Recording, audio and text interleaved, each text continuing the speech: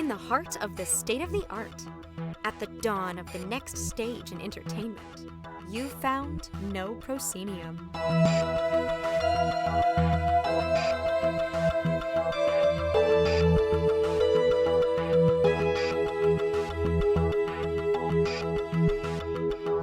You have indeed found No Proscenium, the voice of everything immersive. I'm your host, Noah Nelson, and welcome to episode 406.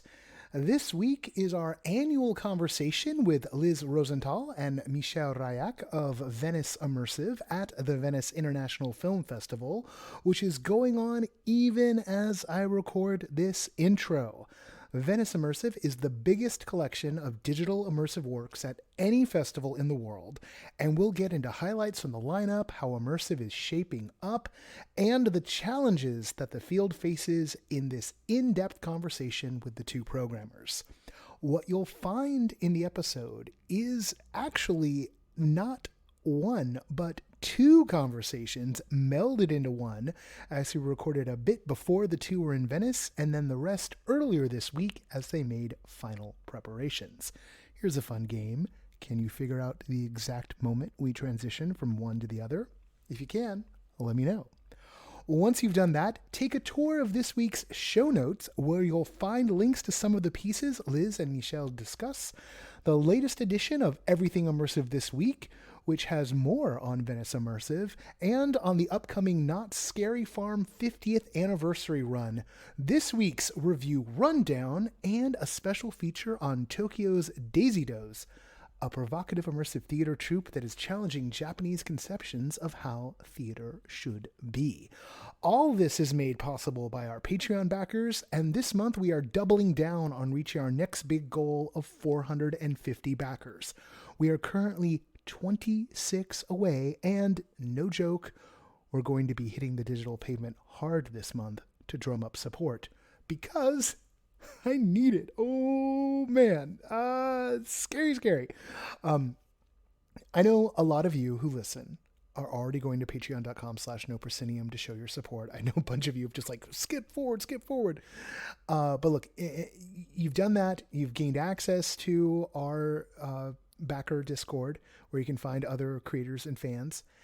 We need those of you who do back the show already to help us spread the word by dropping a review on your podcatcher of choice, and sharing articles like the review rundown, Everything Immersive This Week, and the features we create on social media. Or hey, if you can't afford right now, or if you've pulled back, this is a really easy way to help us out. Because if everyone who listened to the podcast on the regular just shared one article a week, our reach would expand exponentially. Just wham. In the early days of doing the newsletter, I just asked everyone to tell one person about it. So if that's what if you're more comfortable like sharing an email and just say, hey, check this out, I think it's kind of cool. Sharing it with one person, just dang makes such a big difference. And then it's up to me to get those folks who are introduced to our stuff to be willing to help us keep the mission going. All right. So help us find more people to connect with this world of ours. Out there on the World Wide Web, we are always No Proscenium, except on Instagram and on Threads, where we are No_Proscenium. Hey, if you're on Threads, if you're using Threads on the regular, reach out to us there, at us, because I have no sense if people are really there or not. And I've kind of fallen off a bit, but I think maybe that's a mistake, so poke me there, all right? As always, big thanks to our sustaining backers, Samuel Mustry, Chris Woolman, Samantha Davison, Eric Shamlin, Elaine, Daryl, John Boulette, Cameo Wood, Jay Bushman, Jerome Joseph Genties, Kurt Collins, Winthorne, Ryan, David Bassick, Richard Ayers, Lonnie Hanson, Lecker LeCool, the Ministry of Peculiarities, and Jan Budman. We're also always on the lookout for community partners who are up for working out special deals for our backers. Hit me up at noah@noproscenium.com for details, or if you'd like to sponsor the site and the podcast, you can reach out to me there as well. All right, with that very long opening section, let's get into this lovely pair of interviews smushed up into one.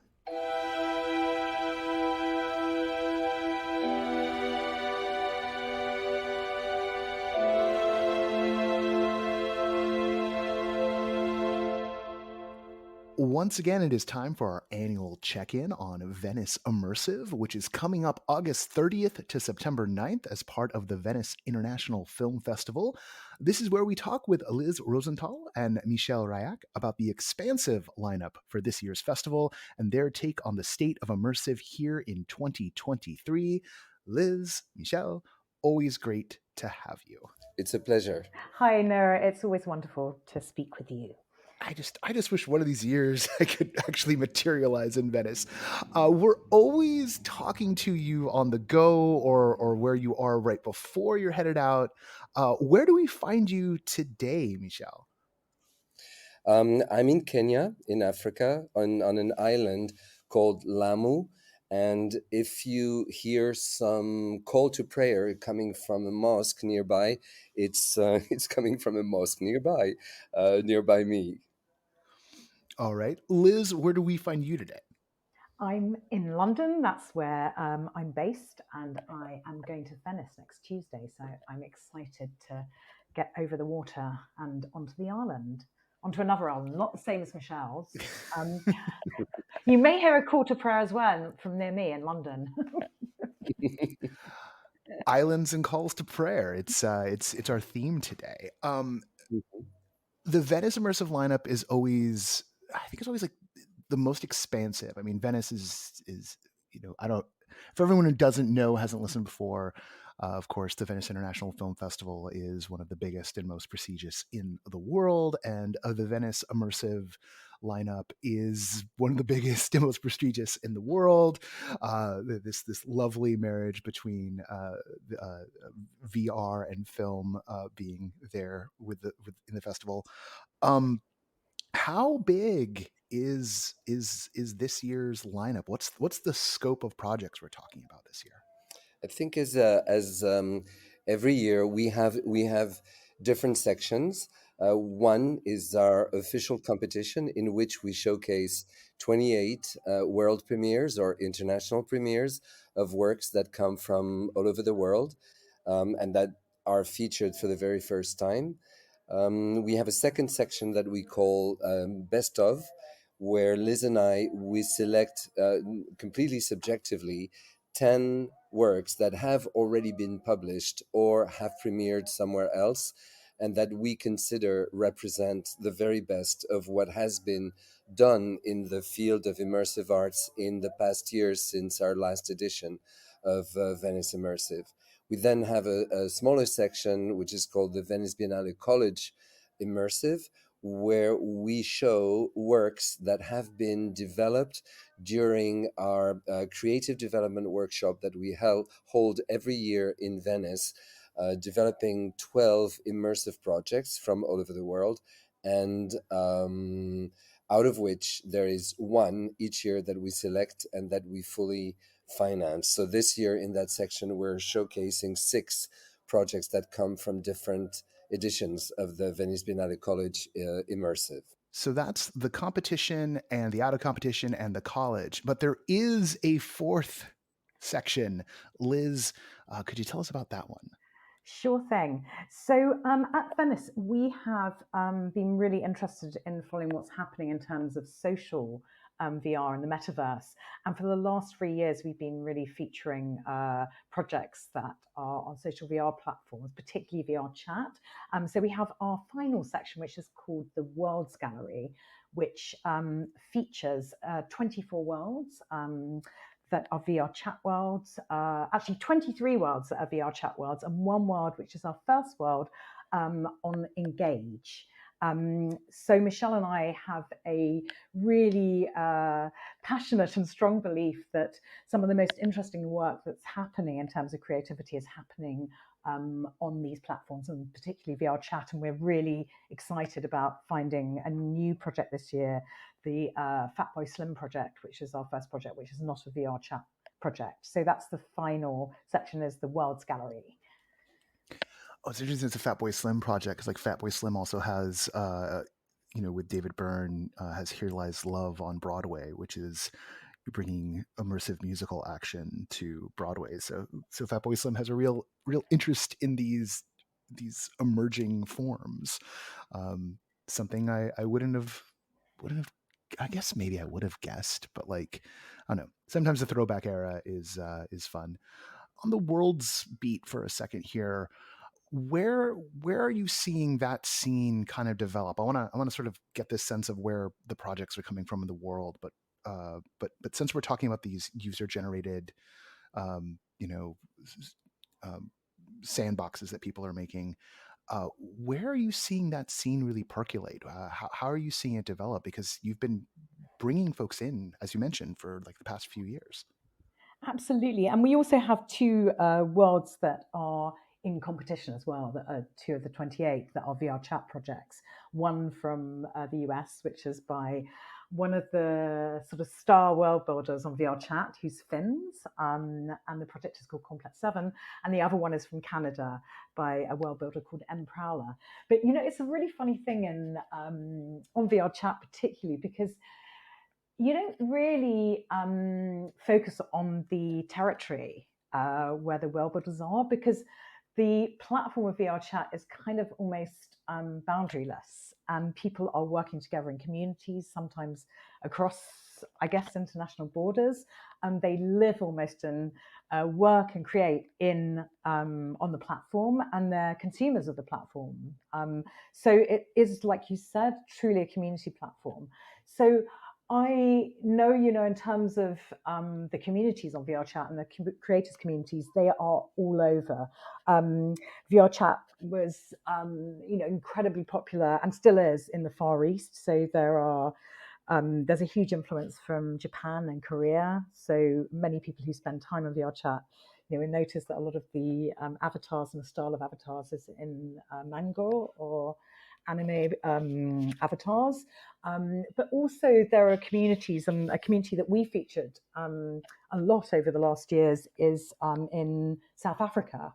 And on the African continent, that's called the Metaverse Crew, which is an amazing group of people who are makers and people who have actually joined the Metaverse Crew, who are not just VR chat natives, but are makers who have attended Venice Immersive during COVID years, when we actually held the festival on our own world in VR chat. And we had makers who were making projects more in a sort of a similar model to independent filmmakers, where there's a main creative director, a producer, and a studio, and they're building money up from maybe soft funding and private funding and hardware and software companies. But they've learned about VR chat in this incredible platform and space and community through the festival, and we're now seeing they're starting to create within the platform. So for example, Kevin Mack, who's an acclaimed digital artist from the US, and he was so enamored with the platform from spending time during our festival that happened during COVID, first in 2020 and then in 2021, that he started making projects in VR chat. And he did his first world that we featured in competition last year, Namuanki, which was a beautiful sort of spiritual, incredible, fantastical landscape. So that's an example. And also there's the Japanese director who made Type Man, which was a project that was another VR chat world, a live performance piece, who originally was in the Biennale College and developed his first project, Feathers, which we showed back in, I think it was 2019. I think, Michel, was that right? It was in 2019, yes, when he was in the first college VR. His name is Keisuke Ito, who's the Japanese maker of a piece that we will premiere this year called Zen, which is not a VR chat world as he did last year when he presented a live performance piece made in his own world that he created in VR chat called Type Man. This year, it's a very sophisticated interactive installation that is based on the tea ceremony. And it's one, I think, Liz, you would agree with me, when we saw it, we felt it's one of the most sophisticated, poetic, and refined piece of immersive art that we've ever seen.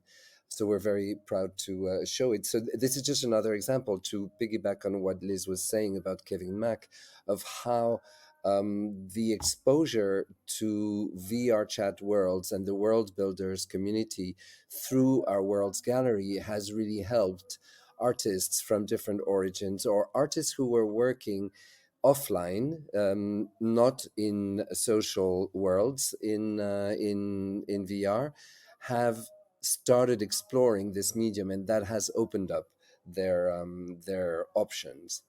I think beyond, I think you were asking also, Noah, about, different origins. Do we see a trend, or if we can sort of map where works are coming from? It really changes from one year to the next.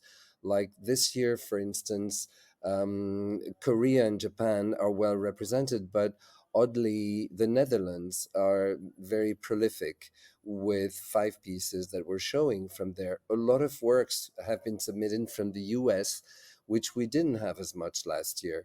By comparison with last year, we have much less works coming from Taiwan, which has been in the past few years a very prolific source for immersive works. So it really changes from one year to the next, and we have a beautiful work from Palestine, in co-production with Qatar and Spain, which is the first time we have something coming from these countries. So it really shifts from one year to the next. I do not think it means that there are trends that are like permanent trends. I think it reflects the different activities. For some pieces, it takes years for a piece to be made. Hmm. We're showing a piece called The Imaginary Friend that took 6 years in the making. So it really depends on the process.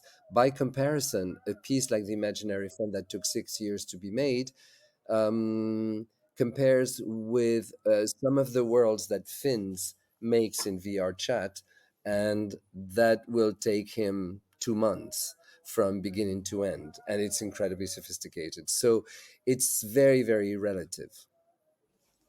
Well, and it also feels like, you've brought up the year that you, because of COVID, everything was happening virtually, and this sort of ecosystem that's developed of creators in VR chat coming in, seeing what was possible. Now they've got pieces in competition, or creators who were part of the college program who are now moving into other phases of the festival.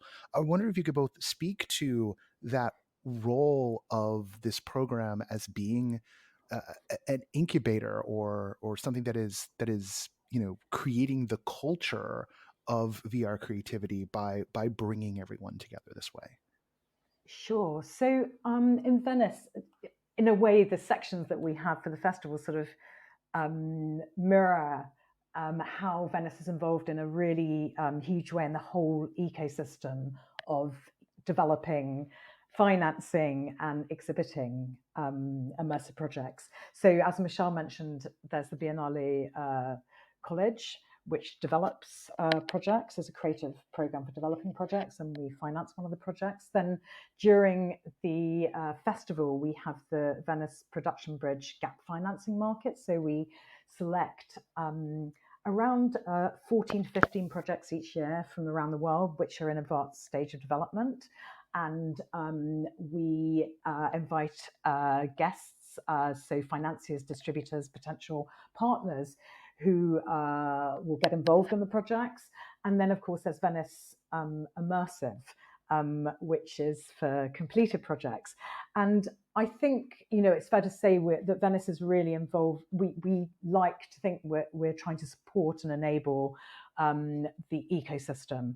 And I think when you're working in such a new and evolving medium, it's really, things are changing so fast in terms of technology, in terms of the hype around different technologies. We've seen, a huge sort of like negativity towards the metaverse, and consequently VR, and a huge shift towards it was Web3 and crypto and the blockchain, and this year it's all about AI. And I think in terms of our role, it's really important that we are there to support and understand the long term of these creative forms when it's very difficult for these makers and producers to have longevity because things are shifting and there's so much change the whole time.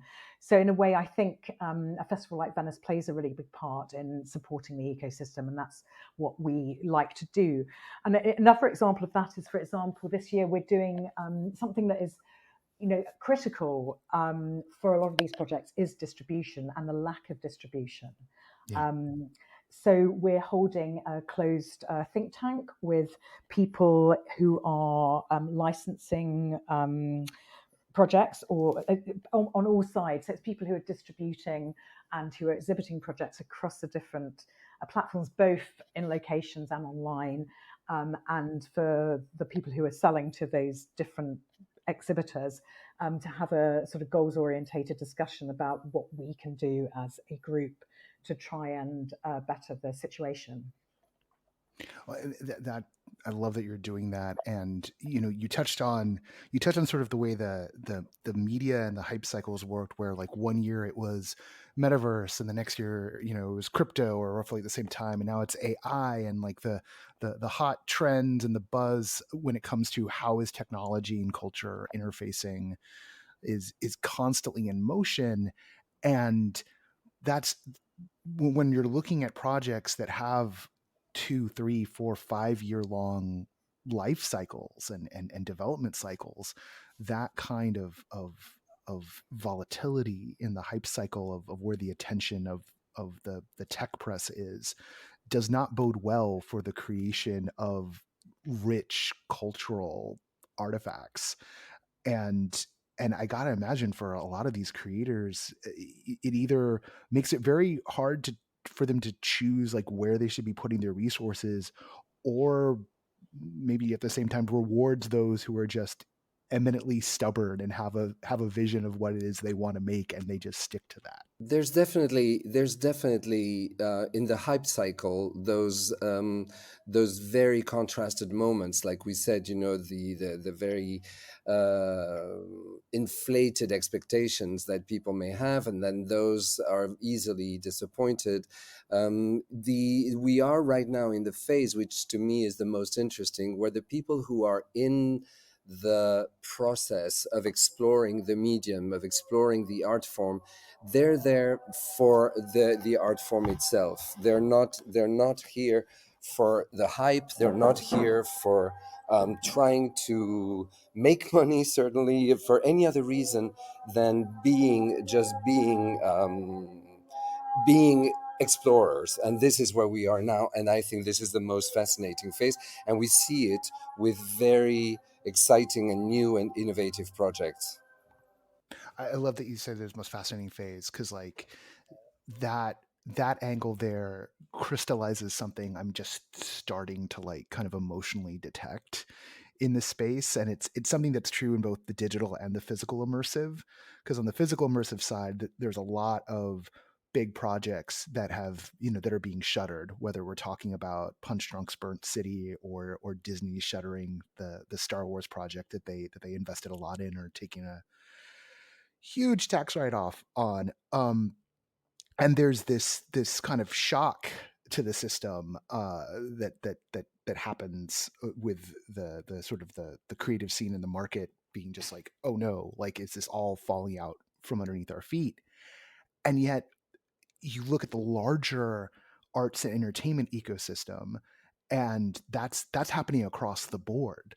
Like the sky is falling absolutely everywhere, but the human impulse to make culture, like it's not something that's not the a medium may come and go, or a market may pop up and then disappear, but the drive to make culture is inherent in us. And as we watch year over year projects continue to be made, it really does feel like, oh no, this stuff is not going away. People have found a tool they really want to use to express themselves. And that's the thing, more than any get rich quick scheme, that's going to kind of define whether or not this form endures. Sorry, I'm on a rant this morning. The coffee kicked in.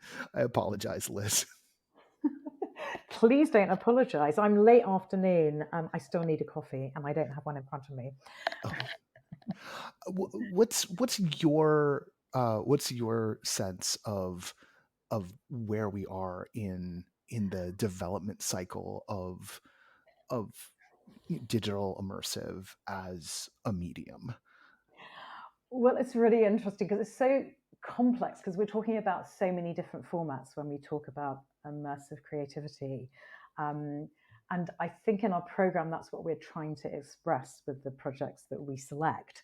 So we have projects that are, for example, 360 video, which have no interactivity but are highly sophisticated. So, for example, a project like Over the Rainbow by Craig Quintero, who we discovered last year with his amazing project, All That Remains, is something we have in our best of section. And then we have projects that are projects like Sen, which are haptic, multi-person experiences. And then we have virtual world projects and project sets. And previously we've had projects with live performers.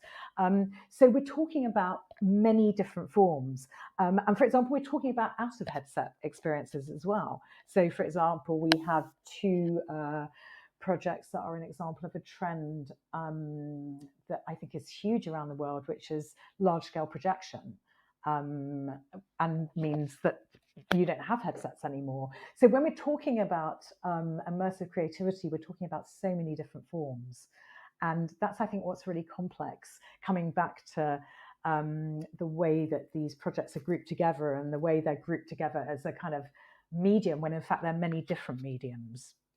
Yeah, it is distinct from, say, I don't know. I sometimes I think of it like the way visual art can encompass a lot of different mediums within there, painting, sketch, sculpture, but they are very distinct mediums and have deep methodologies within them, and yet we flatten that out into visual art, right? Like, in terms of when people are thinking about, the broad categories of culture, and that seems to be the fate for immersive as well, because working something pure VR versus mixed reality, the affordances are radically different, even if some of the principles are the same.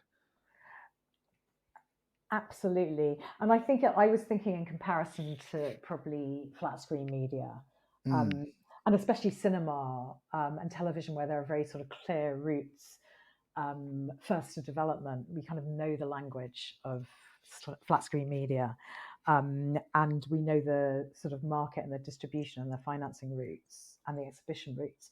But for immersive media, you could have a project that is that features live performers, that could be a hybrid in real life virtual performance, that has a very different way to capture its audience, to something that's a single player narrative game. So this, I think, is very difficult when it gets flattened for the makers, but is incredibly exciting for us as curators, because we're looking across so many different mediums and we're seeing this incredible creativity every year, which Michel mentioned. The makers we're seeing, I think, are mostly driven by passion, especially when it comes to these non-game defined projects. Right now, the creators are driven by passion, and that's completely necessary. But is it sufficient to drive this field as a whole, or should we not be concerning ourselves with questions like that quite yet? Are we still actually really early on in VR and AR, too early to be worrying about what the engine of this is? Well, I think one of the main issues when you're in a new field is the fact that you don't have an evolved ecosystem of support for artists, and it's hard enough in other media and art forms to sustain as a creator. And when you're working with evolving technology, there's no established support structures, or there's no really firm business models, because immersive art and entertainment is a different range of different formats. It's quite complex already because we're dealing with many different formats that have many different routes to audiences and distribution and different exhibition platforms.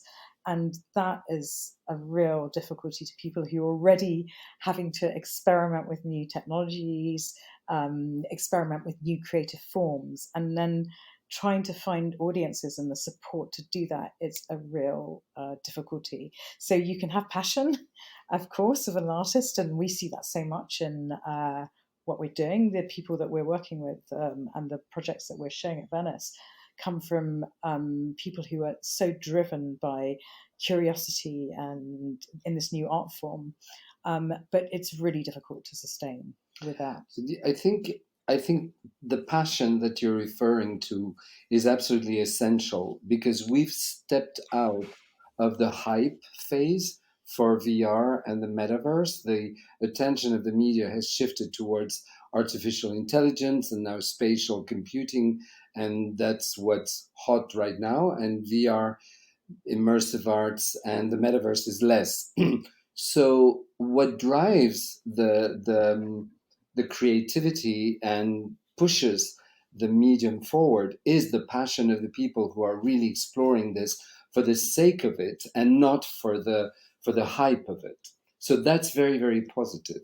But at the same time, you're absolutely right in asking the question, because if we want this to keep moving forward, we have to leave the research and development phase that we have been in, where everyone would see what the medium really means, what resources it has, and how it can be used, without looking at how it can be sustained, how it can tour, how it can be distributed. So we are definitely, Liz and I, seeing an evolution in that sense, that more and more producers and creators are now taking into account the feasibility of distributing the work so that it can be seen by more people, it can be scaled, and it can be circulated, internationally, for instance. So the example is, for instance, installations. When you have a stage design, when you have props, when you have a full physical installation, we're seeing more and more producers and makers designing it right from the start so that it's foldable, it's transportable, it's quick to set up, so that it can travel at a lower cost. We think that this more market-focused mentality is a very good thing for increasing the audience internationally for the work.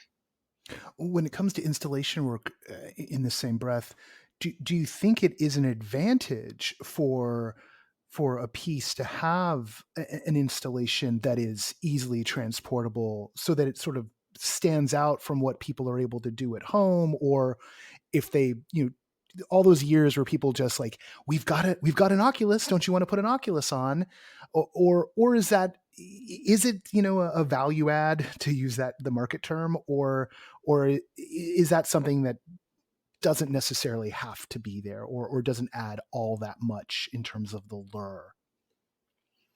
I would say that an installation definitely adds value to the experience when it is cleverly made. By this, when it's more than just a decoration for the onboarding and offboarding phase, when it adds a dimension of immersivity to the experience, then I think it does make full sense. And you're right in distinguishing between at-home entertainment and location-based entertainment, out-of-home entertainment. Installations are designed for out-of-home entertainment, and they are worth it, and they add value when the whole design approach and onboarding experience prepares you for the actual immersive experience in the headset and adds another dimension to the transition, let's say, between the real world and the immersive world. And there are a number of experiences that have been designed around that principle today that could not be experienced at home and truly make experiences worth of traveling to, to the space where it's going to be shown. And I think there's all kinds of shapes and sizes. There are people who are doing it in a more modest way. And I'm not saying modest, that it's smaller, it's just they're doing it in a very practical way. For example, we have a project that's by a French team called Small, which is around Gaudi. And it's a setup that's for 6 people that they can put up in around 20 minutes to half an hour. Which is quite incredible, which means, they can tour really, really easily. And it's truly plug and play. Yeah, it's plug and play. And then there are experiences, for example, like attending Notre Dame. We showed the single player experience, which is being shown in Paris under Notre Dame, which sees, hundreds of people every day can move through this experience that has a sort of huge operation behind it and a massive space. But it's been, both those experiences have been very practically thought out to scale within what they need to do and what their audiences and what venues can be. So those are, multiplayer experiences. And then there are huge exhibitions like Felix and Paul's The Infinite, hybrid exhibitions which involve immersive works which they make, but have, a huge exhibition, which is a physical exhibition that's multimedia. So we're seeing all kinds of hybrid, immersive exhibitions and some things that are just immersive. So people are very inventive about what that means. Mm. We're just to note on the fact that we're holding a think tank on immediate solutions that we could think of for distribution of immersive content. And one of the topics and trails of thoughts for this symposium is exactly that. How can we make sure that more and more makers, creators, and producers include the thinking of how to optimize distribution right from the start of the development process of the creative content? We have seen that examples of those teams who do include that thinking within the creative process, it really pays off because they multiply their audience when they're ready to tour it. Yeah, and there's a financial dimension of that, but even more importantly, no one makes cultural productions in order to just have 5 friends come over and experience it, right? Like we make things because we want to be heard, and thinking about how something's going to be heard. And what's funny to me, funny in the ironic sense, is every single field, including this one, is facing this right now. And this field, because it's just starting, doesn't even have a model to turn to that's broken, in the past. It's not like films where it's like, well, all that stuff we used to do is broken.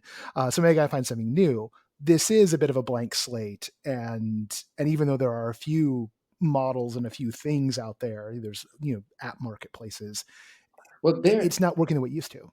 Yeah, but bear in mind that part of the way we are thinking the process of development, production, and distribution of immersive content is actually quite directly copied from the film model. Mm-hmm. And this is one of the reasons why Liz and I were so excited by the world building communities, on the social VR platforms, because they are proposing a completely different model where they build their worlds, the makers build their worlds very quickly on the platforms where already millions of people are. So it's like building their homes in the middle of a crowd. So when they open their doors, to show their stuff, the people are all around already. So you just need to open the doors and people come in.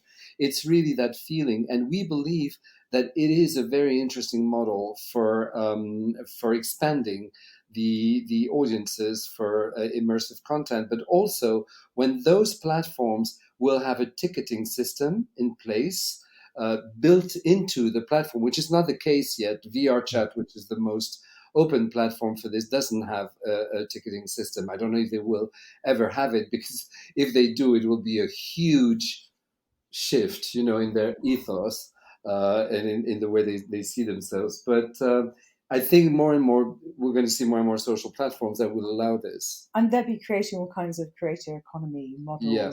And that's what they are working on at the moment. And we're going to see more and more things like that. And I know people have talked about the blockchain and crypto, but we will come back to that, where there'll be really inventive ways that people, these user-generated models that are going to work.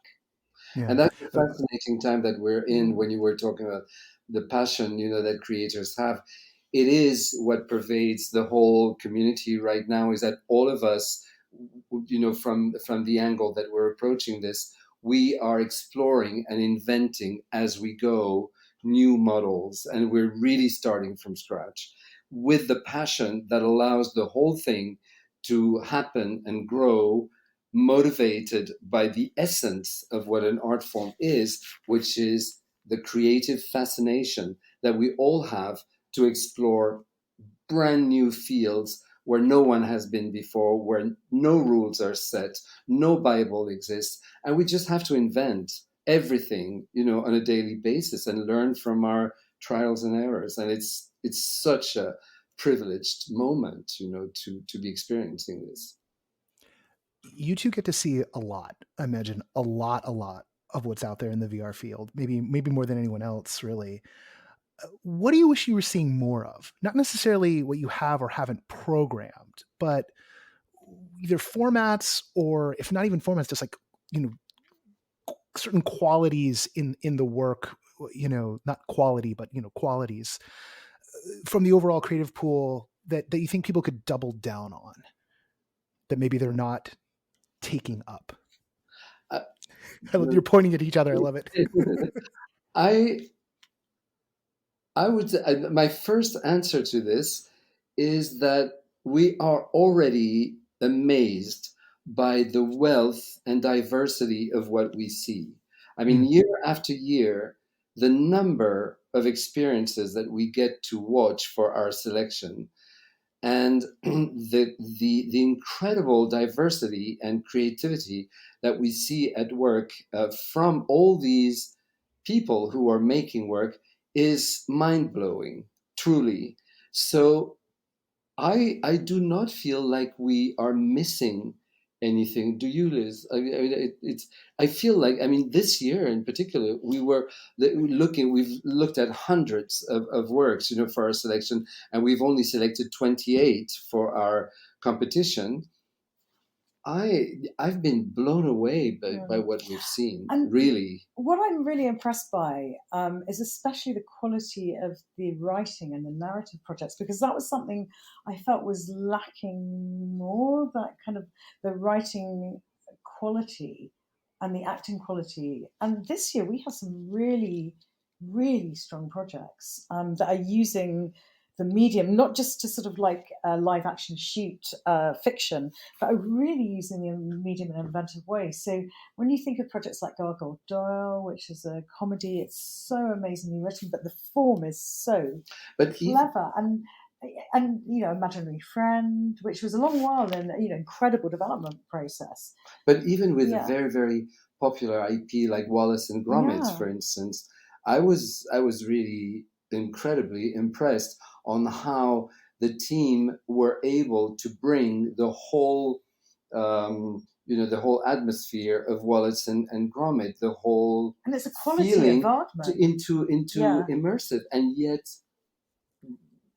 respect it and make it grow in another dimension. Can I say, I would say, the one thing that I would like to see is not so much about the content, but about how the people who have bought a headset use it. We know from research that a lot of people will buy a headset because they want to play Beat Saber, or there's a game they've seen with a friend and they want to play it, and they will play that for a few times and then they don't use it anymore. and then the headset will just stay on a shelf and just not be used. I'm waiting for the time when we're going to have the equivalent of Beat Saber, which is a hugely successful game on the Quest. The equivalent in narrative games or fiction that will be so compelling that people will start wanting to use their headset, on a regular basis. Or some kind of experience that they want to do on a daily basis. Yes, something that. And yeah, so I would come back to our worlds and our world building. That and it's not that we're lacking in amazing content, because we have this out of competition section, the Worlds Gallery, where we choose worlds that have already launched on the platform, and we have 2 worlds in competition, one by Finns, who's a superstar world building and VR chat, and another by Prowler, who's another fantastic world builder. But a lot of the world building community would never think of coming to a festival us to launch their worlds. And we got some amazing worlds. But I wish they were, I'd love it if they used us. They used us, exactly.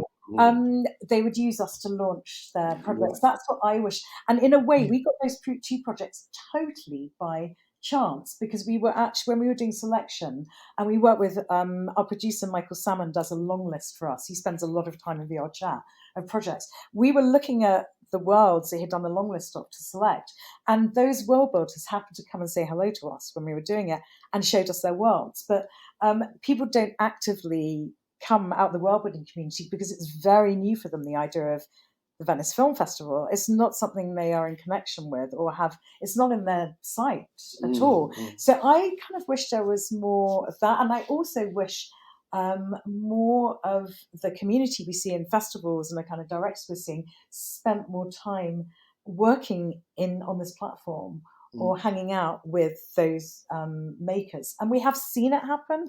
I think we might have mentioned it earlier about Kevin Mack, for example, who, is a very acclaimed digital artist based in the States, who made a project, and was it Anandala that he showed in 2021. And then he was so blown away because we held the festival of VR Chat, that he then created this amazing world, Namuanki, that he showed last year.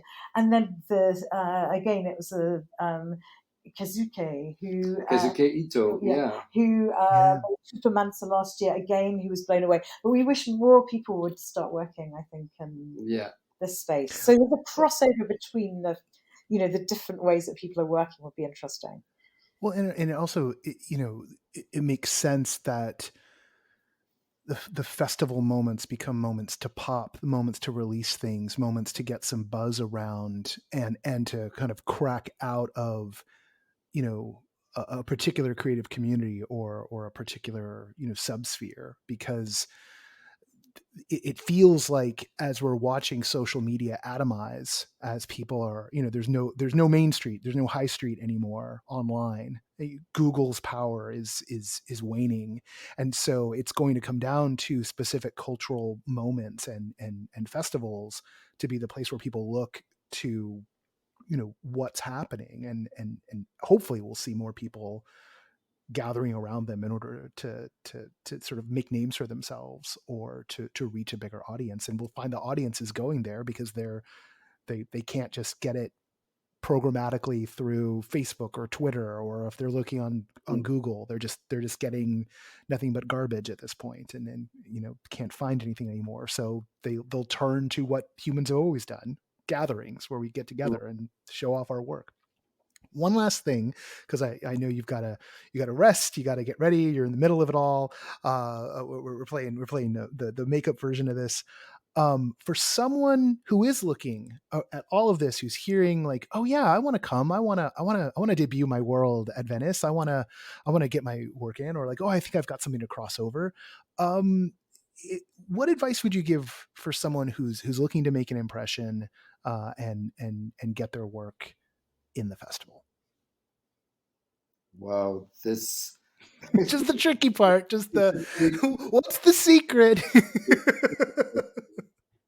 what we find, but that's not something that is specific to immersive arts. I think it's specific to artists in general, is that what makes a truly powerful work of art is something that is profoundly personal, in which the personal experience of the maker, the subjectivity of the maker, is transcended into a work of art that speaks to all and that all can relate to.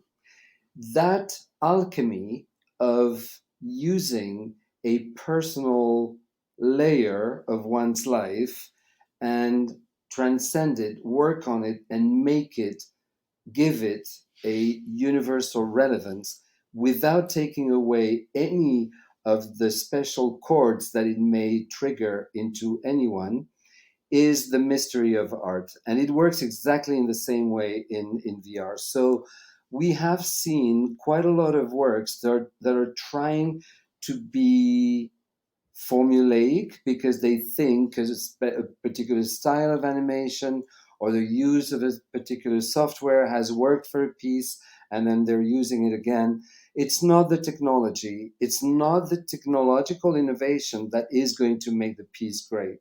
It's going to be the emotional load or the intellectual relevance of the work that will speak to us and that will speak to the audience. Technology in a field like VR, AR, MR, all of the immersive technologies, technology is essential because it's a highly technological art. But the challenge for the artist is to transcend and sublimate this technological innovation and make it totally transparent to the user so that what comes across is the emotional resonance of the piece. And when that happens, it can happen in very, very simple 360 videos, for instance, documentaries, very simple situations where the maker will have placed his or her camera, in the right place, making us partake into a very real, filming of a given situation. It can also happen with artificial intelligence being used to sort of tailor make an experience for each user differently. But the core is the intention and that alchemy that happens, and there is no recipe for it. I don't think anyone has cracked the secret of what makes a great work of art great. There's an emotional resonance, there's a timely resonance with the time in which it's done, that transcends everything. And it's true for immersive arts as well as for any other art. Would you agree, Liz? No. No, okay. What can I say? Oh, my headphones fell off. That was glorious. Of course, yes. No, but it's true. It's a lot of part of our when Liz and I we gather every year in June, for 3 weeks in Venice, and we spend 8 to 9 hours a day for 3 weeks, every single day in headsets watching works, and then we spend our time, discussing those works and saying, why this works and why this works less. And a lot of our discussions turns around, this very issue, what is this about? How relevant is it to us and to our time? And very seldom do we discuss the technology for technology's sake. Yeah, I love it. Some real back of the box stuff there.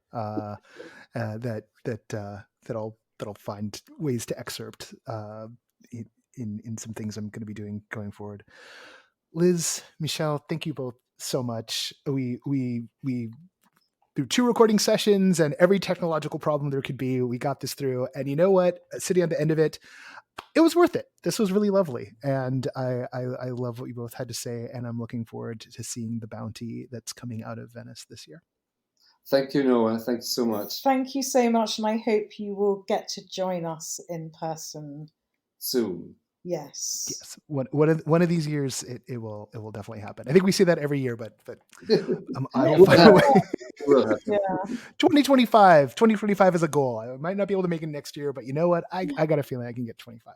Yeah. So it'll be my little 50th birthday present to myself. Will be Yes. Yeah, Yeah. that's a good Great one. occasion. Yeah, and especially in 2025, it's half of the 50. So there you go. Oh, there you go. All right. Very good. All right. I will see you then, and I'll talk to you Okay. before then. Thanks so Thanks. much. Bye, Noah. Bye.